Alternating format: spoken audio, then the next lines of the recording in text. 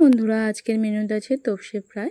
মাছগুলোকে ভালো মতন ধুয়ে পরিষ্কার করে এর মধ্যে প্রয়োজন মতন লবণ, লেবুর রস দিয়েছিলাম আষ্টে গন্ধটাকে দূর করার জন্য। প্রয়োজন মতন গোলমরিচের গুঁড়ো দিলাম, তারপরে আদা, রসুন, পেঁয়াজ, কাঁচা লঙ্কা বাটা এটার মধ্যে অ্যাড করে দিয়ে আমি ভালো করে কিছুক্ষণ মেখে রেখে দেব।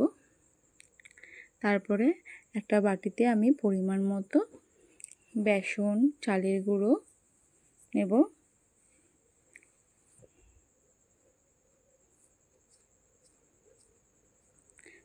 গোলমরিচের গুঁড়ো দিয়েছি, কিছুটা আদা কুচি, ধনেপাতা, পরিমাণ লবণ, হলুদ গুঁড়ো, লঙ্কা গুঁড়ো,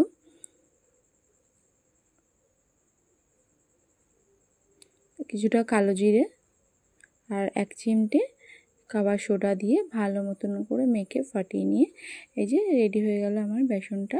তারপরে আমি প্রত্যেকটা মাছকে এটার মধ্যে দিয়ে উল্টে পাল্টে নিয়ে কড়াইতে দিয়ে দেবো।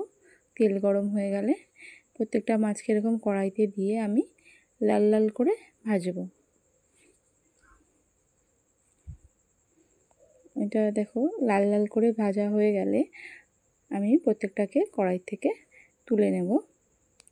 প্রত্যেকটাই এরকম সেম পদ্ধতিতে আমি ভেজে নেব। আর যত একটু লাল লাল করে ভাজবো তো একটু মচমচে হবে, খেতেও ভালো লাগবে। আর এই তোপসে মাছের তো কাটা তো নরম হয়, তোমরা জানোই। আর এটা মুখে দিলে একদম মিলিয়ে যাবে। এই যে রেডি হয়ে গেল বন্ধুরা আমার তোপসে ফ্রাই।